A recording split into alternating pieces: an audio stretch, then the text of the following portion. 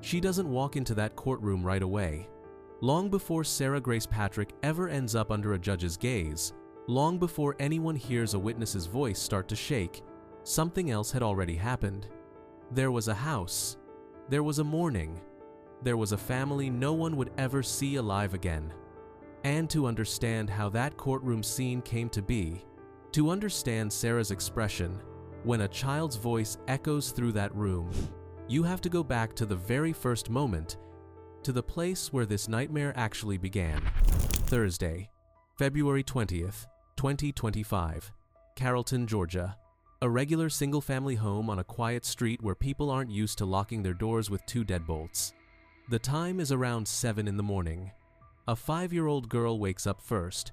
She walks toward her parents' room. She's tiny, still warm and fuzzy from sleep, reaches the bedroom door, and presses down on the handle. And then silence. The kind of silence that will come back to her in dreams again and again. The room that should have held living people suddenly feels like something foreign, still, cold, wrong. Kristen Brock, 40 years old. James Brock, 45. They're lying in the bed as if they're asleep, but the air around them has already changed. It's unmoving, heavy. A series of precise shots. No struggle. No sign of fought until the end. Only a dead calm, and the faint smell of gunpowder still hanging in the room. The child stares. She doesn't understand, and then she screams. That scream tears through the morning. Sarah hears it. She runs in. And in that first second inside the house, before the police, before the investigators, before TikTok, before everything, there are only 2 children seeing something no child should ever have to see. And a teenager taking the first step toward becoming the center of one of the most talked about juvenile cases in the state. She dials 911. And during that call, no one suspects anything yet. Her voice shakes, of course it does. She says her younger sister found their parents dead. And the police show up quickly, so quickly that no one has time to wipe away evidence or stage a fake break-in. And when the officers walk inside, everything becomes too clear. This crime doesn't look like chaos, and it doesn't look like someone trying to cover their tracks. It looks quiet. Too quiet. Investigators walk through the house and see neat furniture. No signs of struggle. No signs of forced entry. Not a single window smashed. Not a single door broken. Phones still in place. Nothing stolen. The very first report includes a phrase that will later become central. No indications of external intrusion. And then there's the LVAD, a left ventricular assist device built into James Brock's body to keep his heart functioning. A device that triggers an alarm when the heart begins to fail. A device that makes a sound impossible to ignore. Later, Sarah will say she heard its alarm around midnight. Yet somehow, she didn't hear gunshots. Why would something that beeps wake her up, but something that kills wouldn't? That question stays with investigators for a long time. But in those first hours, they're not thinking about that. They're thinking about the children. Social services take the girls into custody, and Sarah is placed with Caitlin O'Keefe, a woman from their church who had once been close to the family. Caitlin drives her home, tucks her into bed, and Sarah cries. She prays. She holds her little sister's hand, and in those first days, everyone thinks who on earth would ever suspect a child. The funeral is arranged quickly. The church is packed. People come not because they feel they should, but because they cannot believe that someone like Kristen is gone. She was a mother who lived for her kids. She lived through her faith. She lived with a kind of devotion that made it impossible to imagine anyone raising a hand against her. And when the casket is carried into the church, the air turns heavy, thick. People cry. And in that moment, Sarah steps forward. She is a teenager who just lost her mother and stepfather. A teenager who should have been shattered. A teenager who should have spoken like her entire world had collapsed. But what she says surprises many. And later it becomes part of the investigation. Those of you do not know me, my name is Sarah, and I'm Kristen Brock's daughter and James Brock's stepdaughter. This isn't easy. I don't know if anybody to do this all the time. I'm really happy I get to do this, but just bear with me because I stutter a lot. I just wanted to say goodbye to my mom and Jamie since we never got the chance to.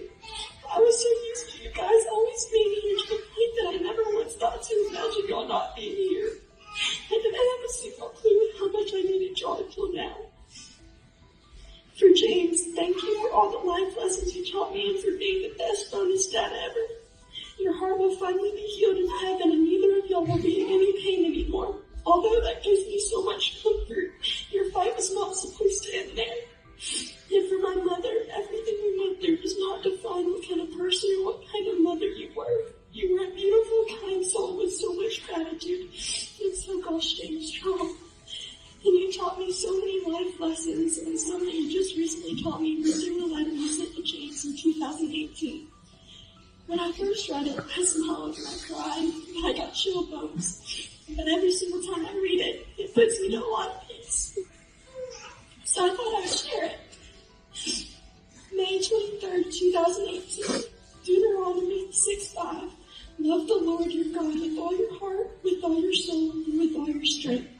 The wrong one will find you in peace and leave you in pieces, but the right one will find you in pieces and lead you to peace.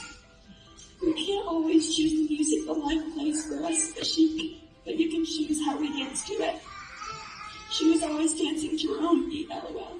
And keep in mind, she wrote that herself. Eventually, all the pieces fall into place, but until then, laugh at the confusion, live for the moment, and know that everything happens. I can choose to let it define me, confine me, refine me, outshine me, or I can choose to move on and leave it behind me. Always, Kristen Brock. Considering that gave me so much closure, I want to remember them for who they were and not what happened to them, and be happy for the time we got to spend together and not sad about the time that we don't. I may always and will always be her sunshine, but she will always be my star from up above. And I know at nighttime I can go and look at Mama and Jamie in the sky, and gladly they will save me a seat in heaven like they saved for me. I'm sorry. Gladly they will save a seat for me in heaven like they saved a seat for me in this very church. Although there's nothing we can do to bring them back, we still have control over how we treat people with us today. Therefore, when someone tries to tell you anything, no matter how important it could be, just listen, because you never know when it's somebody's time to go. You could say goodnight and wake up a few hours just to find out they aren't there, despite their joy and their love. So just listen, and never take a hug or anyone or anything for granted, and love with all they have in you like they did. And lastly, my take on not taking people for granted. I want to thank my family, also known as my cattle fam, my grandparents, my siblings, Jaylee, Johnny, Jaden, Jojo, Trent, Tristan, Ashley, and Jesse for helping me get through my worst nightmare. And last but not least, I want to thank Tasha, Bree, Nate, Lane, Kimberly Hayes, Kim Bowling, Katie, and most of all, my father, Angie, and Ben for making such a big difference. Jamie and Mama would have thanked y'all, too. I love you guys, and so do I. And so do they. I'm sorry. In that moment, many people decided it was strength, pure willpower. They thought she was holding herself together, that she simply refused to let herself cry. But weeks and months later, when investigators learned everything that had been happening inside that house, when messages to bloggers surfaced, when TikTok posts and witness statements appeared, that speech no longer looked like strength. It started to look like something entirely different. A teenager, standing at the funeral of her parents, talks about being grateful and happy that God took them home. And the most striking part, she smiles. A smile at the wrong time. That becomes one of the moments investigators later tag with a note, emotional response inconsistent with the situation. After the funeral, something begins that no one on the outside sees. Sarah's behavior. She prays. She reads the Bible. She thanks every person who speaks to her. She helps Caitlin around the house. She works. She tries to be a straight-A student. Perfect. And to the people who only meet her after the tragedy, she really does become that sunny child they'll later describe in court. But investigators don't look at her smile. They don't study appearances. They look at digital footprints. And they find something. Sarah has been messaging true crime bloggers. Not "I feel awful." Not "How do I survive my parents' deaths?" Not "Why did this happen to us?" She asks, "When are you going to cover this case?" It's really interesting. Y'all, this is Sarah Grace, and she messaged me back on June 3rd and just said, search up Brock case. So I said, Brock Turner? Brock who? She said, Kristen and James Brock. Hold on. They're my parents. And out of nowhere, a random Thursday night in February, someone came in my house with me and my 5-year-old sister, and my parents left them for me and my little sister to wake up to. Technically, it was a Wednesday night because I found them Thursday morning. I am so sorry. I cannot imagine. I will absolutely research and cover their case. Please take care of you always. For the investigators, that was the first alarm bell. The second was the LVAD. The third, long-standing internal conflicts in the family. The fourth, the fact that Sarah somehow knew more about the crime than any ordinary teenager should. But all of this, those are details. The real thing is still ahead. Ahead lies the trial. That is where every scar, every secret, every behavioral contradiction will be exposed.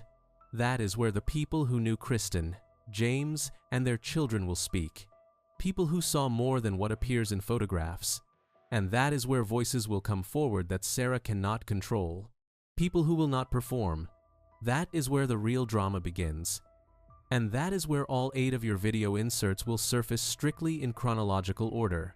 When the case finally reached trial, the atmosphere inside the courtroom felt almost tangible. This wasn't just another hearing. This wasn't just a juvenile defendant accused of murder. This was a family split in half. This was fear that had lived in people's chests for months. These were memories, children's memories, adults' memories, friends' memories. And now, as the judge calls the first side to speak, the defense confidently presents its picture. Sarah is innocent. Sarah is quiet. Sarah is kind. Sarah could not have done this. But court is the last place where words can still be twisted. And sometimes a single sentence can shatter an entire defense strategy. The judge asks the prosecutor to begin, and the prosecutor calls the first witness the sister of Sarah's murdered stepfather, a woman no one could accuse of bias. She has nothing to gain. She has only grief. Sarah sits upright, but her lips tremble when the woman approaches the stand, because she knows that voice, and that voice is about to tear apart the first layer of her mask. Can you go ahead and tell us how you related to this case? Jamie is my brother, my only brother I have left, my only sibling I have left. Had. And like the judge said, you take your time. What do you think the judge needs to know about what's going on with you and your family? I have something to read. Your Honor, my name is Kim Bowling, and I'm Jamie's sister. I want to thank you for giving me the opportunity to speak today. Since this tragic day, my brother Jamie and his wife Kristen were taken from us. I have become their voice as they no longer have one. I would like to share how this brutal tragedy has affected me. I not only lost my brother, but also my sister-in-law in the most horrific way imaginable. Every night I lie awake, unable to sleep, haunted by the thought of what my brother Jamie and Kristen might have experienced in those final moments. With the possibility that they were awake when the defendant entered their room with a gun, and I imagine their terror in their final breaths.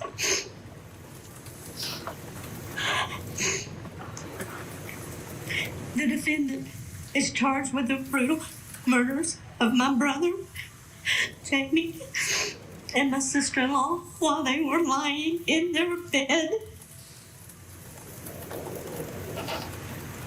Shot multiple times, including both shot in the head.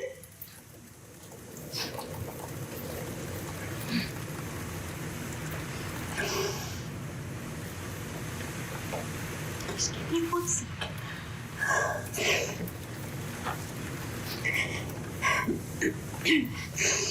Mr. Parrish, can you grab that? Thank you. Thank you, Mr.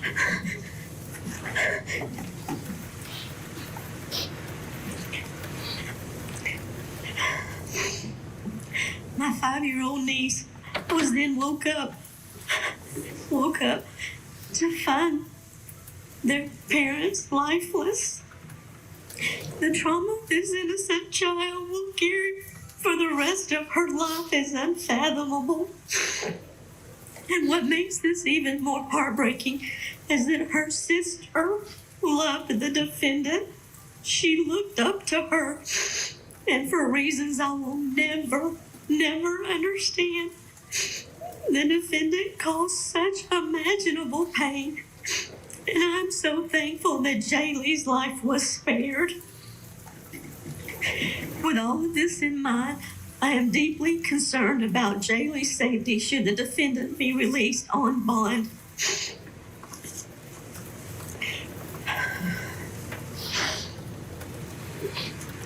Jamie and Kristen had turned their lives around. They were actively involved in church, had found happiness, and were living a great life. They did not deserve what happened to them. I ask you, please consider the following factors when deciding whether to grant a bond. My first concern is flight risk. The defendant has financial resources provided by the immediate family, which would enable her to flee. Her family maintains that she is innocent, and given her manipulative behavior, I believe she may attempt to flee. Second concern is witness intimidation. The defendant has shown a pattern of intimidation towards family members and others with knowledge of the crime. I fear that if she's released, she will continue this behavior to silence anyone who could testify against her. My third concern is evidence. The brutality of these murders is not in dispute. My family and I have seen the death certificates, and although we are not aware of exactly how many shots were fired, we do know that there were multiple gunshots to both Jamie and Kristen. Personal safety. If the defendant can kill her own parents in such a violent manner, I fear for my own safety and the safety of my family and friends. The possibility that she could harm us is terrifying, and I urge you to consider this in your decision. I believe in our support, and I support our justice system and the hard work of Carroll County Sheriff's Office and investigators. And most importantly, I'm a Christian who believes in Jesus Christ. My prayer is that justice will be served for Jamie and Kristen, and their bond will be denied for the defendant, as she has shown that she is capable of extreme violence and manipulation. Thank you again for giving me the opportunity to speak and share my concerns. Thank you, Your Honor. Nothing else for this witness? No questions. Any reason me to hold this witness? No, you don't. Nothing else. Thank you. You may step down.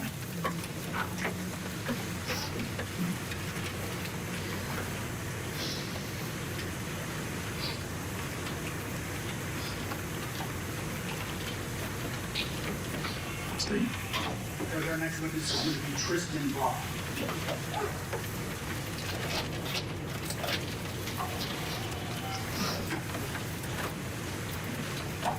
This is the moment that breaks the silence. Her voice shakes, but every word lands like a steel hook. Fear, sleepless nights, a child screaming in her sleep after seeing her parents dead. And then the blow that hits the hardest. I'm afraid of her. I fear for my family. If she's released, we will not be safe. For the first time, Sarah lowers her head. For the first time, she stops looking like that sunny girl the defense tried to paint. The first layer of her image cracks and falls away.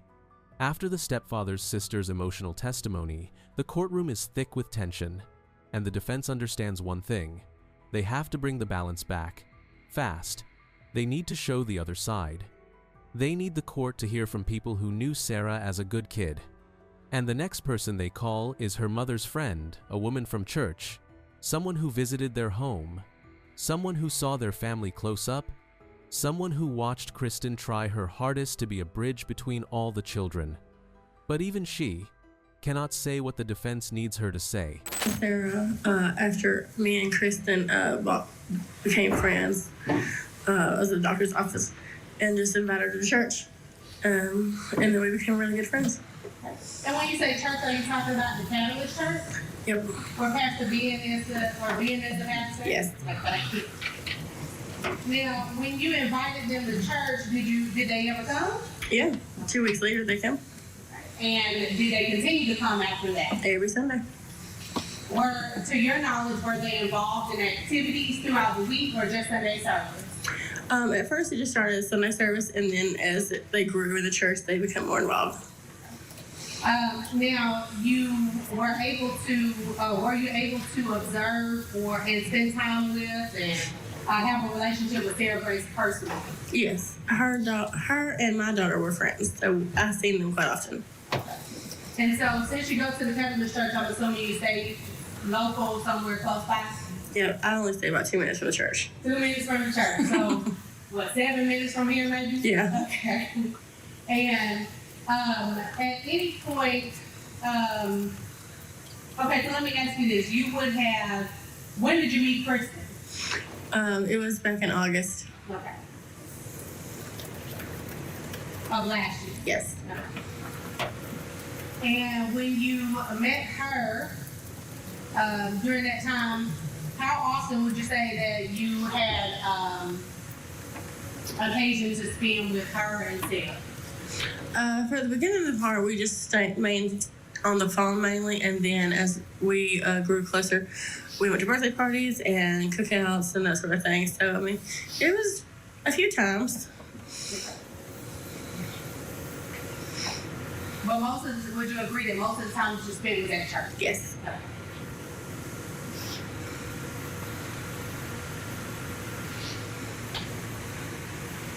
Now, did you hear Pastor Ben testify? A little bit. Okay, a little bit. He indicated that he and the church would be willing to facilitate Sarah in any way if Judge Hightower were to give her a bond. Do you share that sentiment? I agree. And would you be willing to be a part of Sarah's village to help facilitate her here in Carrollton in some way? I've already been a part of it, so I'm not going to stop now. Okay. That's all I have. Thank you. Thank you. This testimony doesn't accuse Sarah, but it doesn't defend her either. She tells the truth, the very reason witnesses are brought into a courtroom at all. Sarah was polite, yes, but Sarah lived in her own head. She shut people out. It's not proof of guilt, but it becomes the first brick in the wall where the defense is trying to paint her as the perfect girl. And now that wall begins to crack. The next witness is the pastor. His words are supposed to fully restore the defense's narrative. He is an adult, a respected religious figure, and the defense hopes his testimony will create, in the judge's mind, the image of a deeply faithful, gentle, humble girl. That is exactly how they've planned to present her. He approaches, folds his hands, and his voice is warm, steady. Everybody still comes except, of course, Jaylee, because she lives away with her grandmother. That's a long drive. But they all actively come and consistently. Even now that Sarah Grace hasn't been able to come, they continue to come consistently. And just for clarity, who is DJ? Sarah Grace's father. Thank you. I want to make sure I'm clear. No problem. Now, you indicated that you would do whatever in your letter to help in this regard with Sarah. Have you facilitated people at the court's instruction before? Over the years, multiple times I have come to this room a couple of times and offered to facilitate any way that would, if there's any way to make the court and you feel comfortable, we'll do anything we can to facilitate. We just want to help. Y'all have a great call, and ours is to support and love. Y'all are the jury and the judges, and so anything we can do, we're willing to help. to make that happen. And coming to a close here, you indicated that Sarah still calls you while she's been incarcerated. Is that correct? Yes. Okay. And when you have conversations with Sarah, are the substance of those conversations about do you believe me or anything like that? Two things she calls. It's been two things every time. One is to thank me. Thank me for everything, and it's particularly for her dad. He's just engaged. He's growing. He's really growing his relationship with God.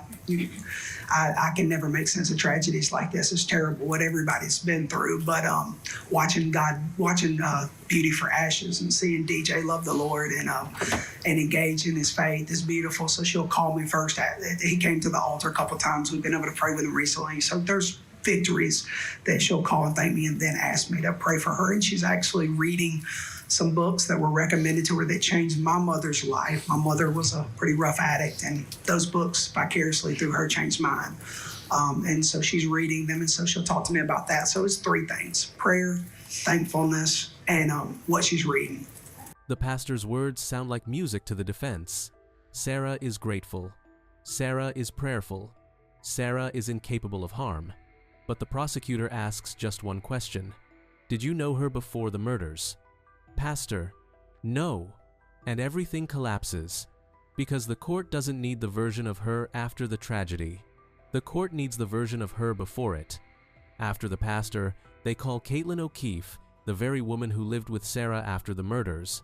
Her testimony is supposed to become the decisive proof that Sarah is a calm teenager who poses no threat. My name's actually Caitlin. Can you state your name? My name's Caitlin O'Keefe, Kaitlin, O''Keefe.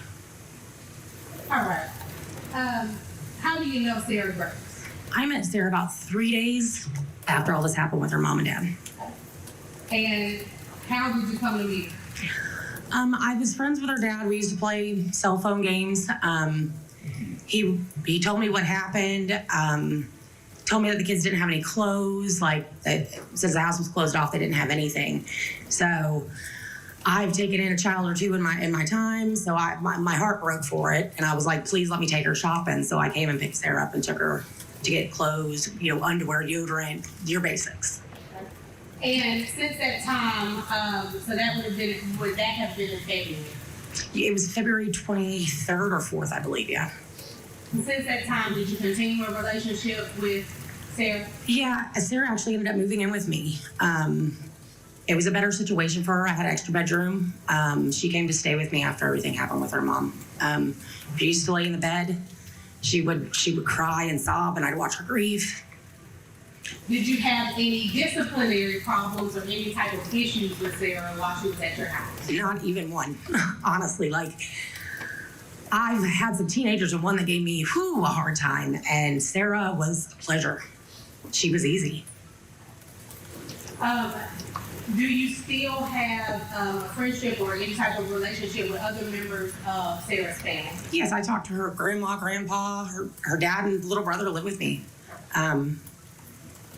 I talk to Sarah every day. So since she's been incarcerated, you've spoken to her? Every day. Every day. And do you all pray together as Pastor Ben indicated or anything like that? Every day. You can't stop her from praying.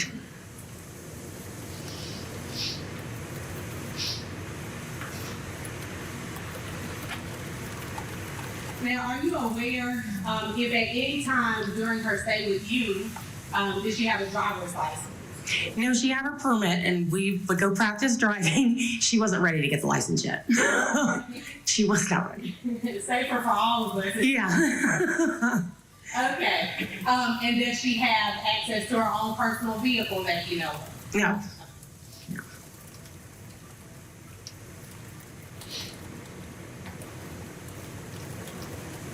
During the time that she was with you, was she attending school? She actually worked really hard and graduated a year early. Where was she attending? She was going to Central here in Carrollton. And you said she graduated early. What do you mean by that? And she worked hard. She was on track to graduate early before all this happened. But I mean, even after this happened, like there were some rough times, but when we found like a peaceful moment, I'd be like, let's get your schoolwork done. Let's make your mom proud by showing her you finished this, you know, and that was a big goal for Sarah. And do you know how old Sarah is? She's 17. Did you know, or during the time that she was with you, did she have a job? She did. She worked down the street at a local restaurant. And do you know if there were any problems that you are aware of at the restaurant? No, they loved her. They still love her. They ask about her all the time when I go up there.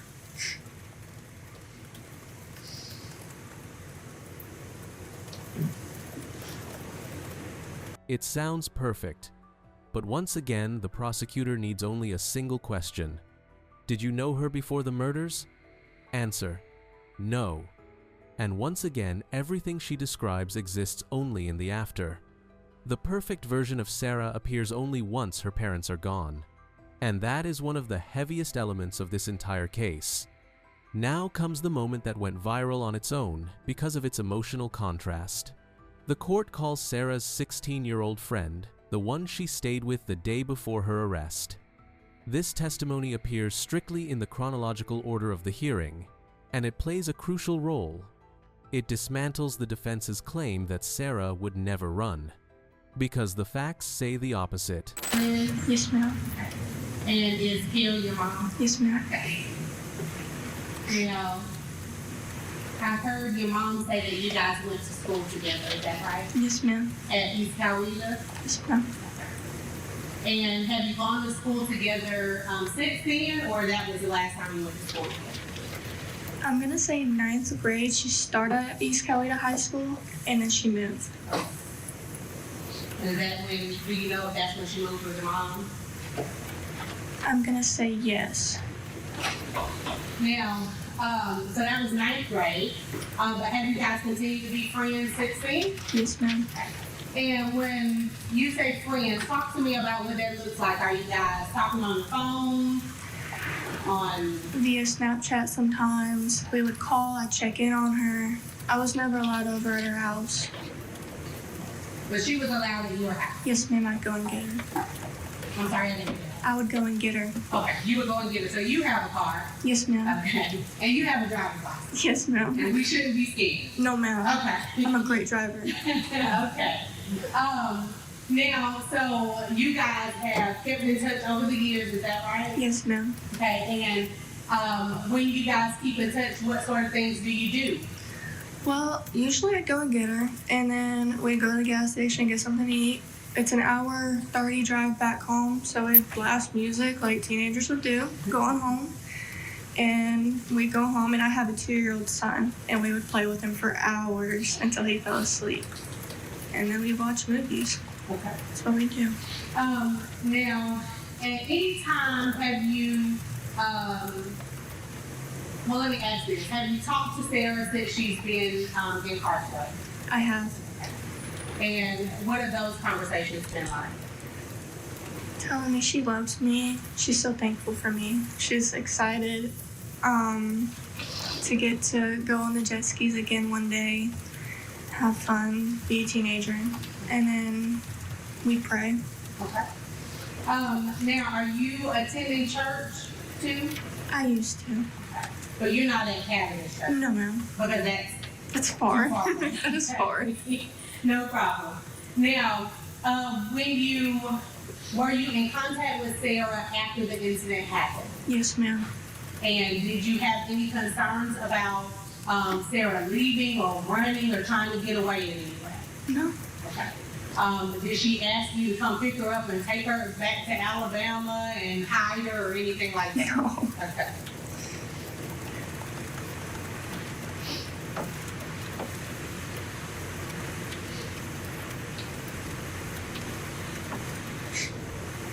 I think that's all I have for you. Thank you. State, any questions? I think I just have one question. Okay. When was the last time that the defendant was in Alabama at your house? I really don't remember the date. It was the day I took her. She said she may get her phone back, and I took her that day. And then I took her to Wedowee. We were gonna have a sleepover, and then we got the phone call that she needed to come back home. Okay, so if I were to tell you that she was arrested July 9th, you would say sometime in the days just before that. July 8th. July 8th. Yes, sir. Thank you. No You're other welcome. And here it is. The thing the defense tried so desperately to hide. Sarah was in another state, with a friend who had a car, with the ability to drive anywhere she wanted. And at that point, it's no longer just a teenage trip. It becomes a very real flight risk. And finally, the witness whose words are impossible to listen to without feeling something tear inside. Jaden Brock, James's son, the boy whose father stayed alive because of an LVAD, who survived heart failure, surgeries, pain, and who didn't die in a hospital, but in his own bedroom. His words become the final drop. I'm speaking this morning on behalf of the 12-year-old son of Jamie Brock. He is not able to emotionally speak in front of people. He is here in the courtroom today. And so I'm just going to read you what he wrote, okay? My name is Jaden Brock, and I am 12 years old. I wanted to talk today because my dad and stepmom was shot and killed. I miss him every day. My dad was my hero and the person I looked up to the most. We did everything together. He helped me with school, and he always made me laugh, and we joked around a lot. Since he died, everything has changed. I feel sad and confused. It's hard to sleep, it's hard to focus, and it's even hard to smile sometimes. I still wait to hear his voice or see him walk through the door, but I know that will never happen again. What makes me more sad is I trusted Sarah and I loved her like a sister. Why would she do this to me? And why would she hurt everyone like this? I don't understand why someone would do this, but I know it is not right. My dad and Kristen didn't deserve this. No one does. And I don't think someone who could do something like this should be allowed to go free right now. I wouldn't feel safe, and I would be so scared. Please think about what my family is going through. I hope you make a decision that protects us and remembers who my dad was. A good man, a loving dad who didn't deserve to die.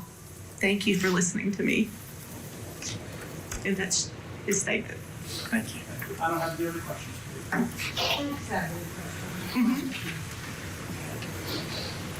Ms. Byrne, how are you related to the family or this situation?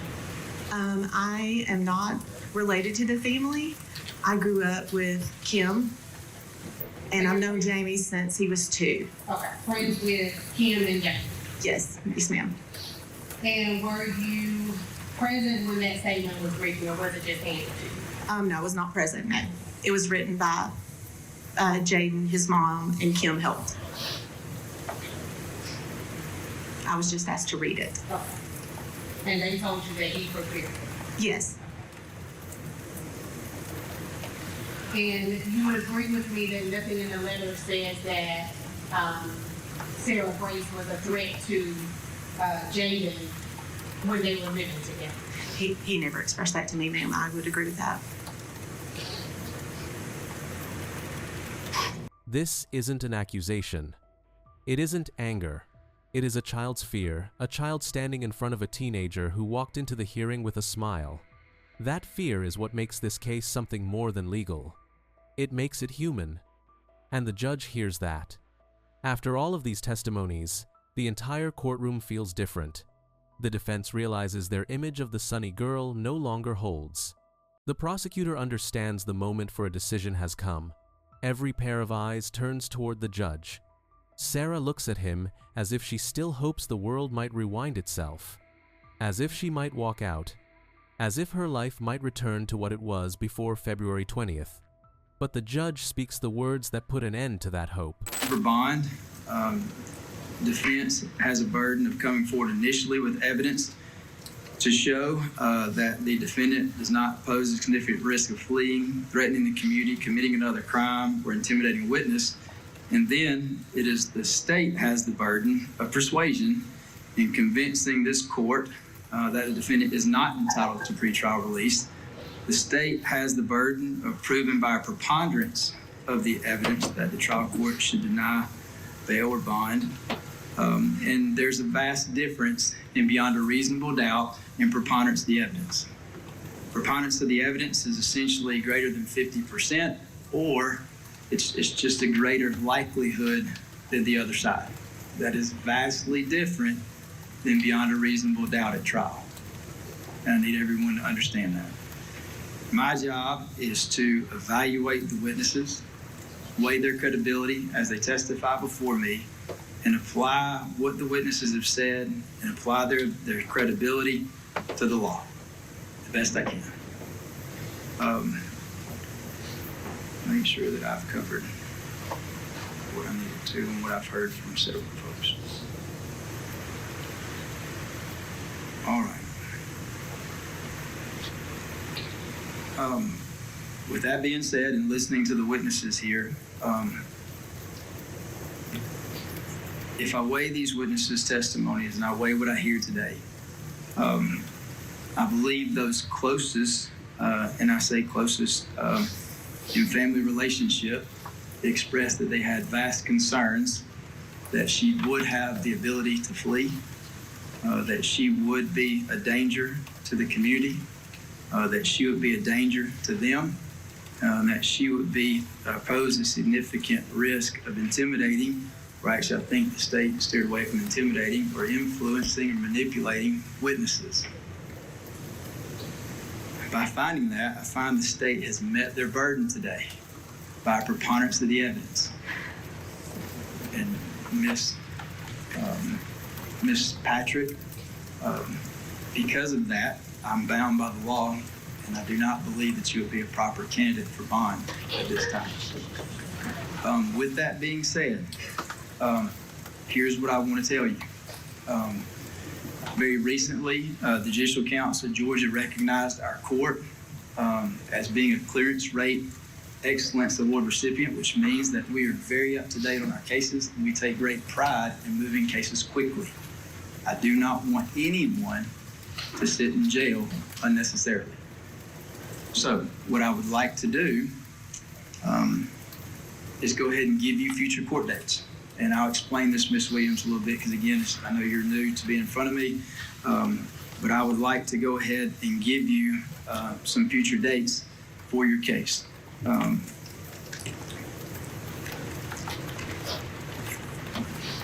Obviously, your case has to be indicted first. All right, that's the first process. Do we know when this case will go in front of the grand jury? I'll be presenting it to the grand jury this afternoon.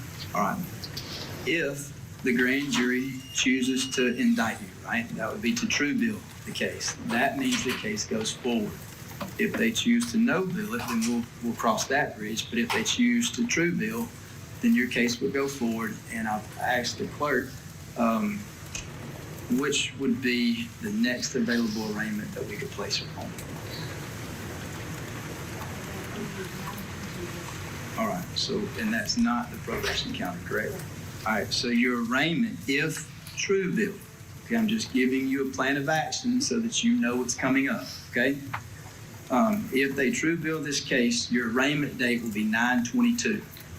On that date, your non-jury will be 11/17. Your calendar call will be 12/16, and I will be prepared to try your case on January 5th. All right? Now, that's incredibly fast.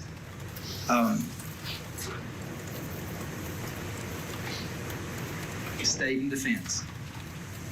I'm completely aware that y'all may ask for continuance based on those time frames.